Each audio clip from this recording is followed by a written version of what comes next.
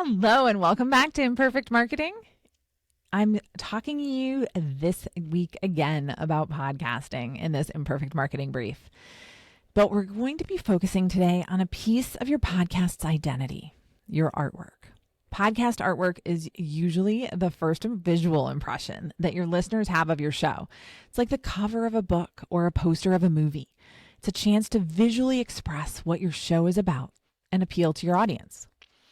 So, how do you create compelling podcast artwork that represents your show? Let's dig in. So first, let's talk about design. Oh, actually, before I even talk about design, let's talk about the fact that this is changeable. That's number one, right? It is changeable. You do not have to live with it forever with your podcast, okay? So if you don't like it initially, that's okay. You can evolve it as you go. Okay. It also comes down to budget, right? If you don't have a lot of listeners or a lot of budget for this, podcasting can be done on a low budget. So create it yourself to start off with and then evolve and get somebody else to do it. Okay. So that's just my side note. So let's go ahead and jump into design. It needs to visually represent the theme or topic of your show. Think about images, symbols, colors that can represent your podcast content and tone. Is your podcast serious or playful, professional or casual? These elements should inform your design choices. Also, if it's supporting your brand, what are the colors and the attitude of your brand? Because your podcast should reflect that. Now, consider readability. Your artwork will often be displayed at a small size, super small size, on podcast platforms. So it's crucial that any text, especially the podcast name, is easily readable. Avoid overly complex designs or small, intricate details that may get lost because once it's scaled down, people aren't going to be able to see it or read it. Now, on to color. Bold, contrasting colors can help your podcast stand out in a sea of thumbnails, right?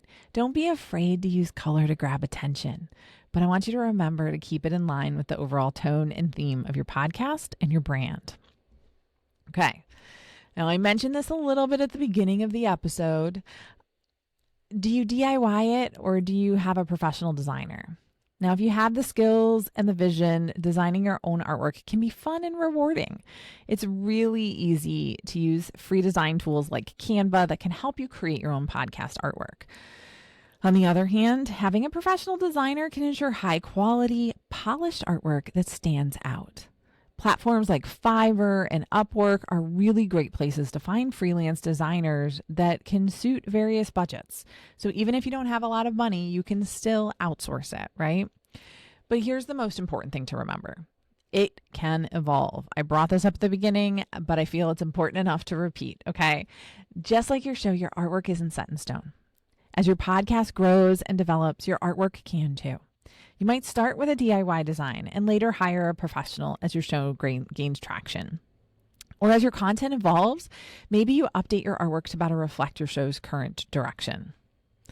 So as I wrap up today's episode, I want you to keep this in mind. Your podcast artwork is a powerful tool in attracting and engaging your audience. It's a visual representation of your show's unique identity, and it's an aspect of your podcast that can grow and evolve along with your current content. Thank you so much for tuning in to this Imperfect Marketing Brief. We're here to guide you on your marketing and podcasting journey, one episode at a time. Until then, happy podcasting and have a great rest of your day.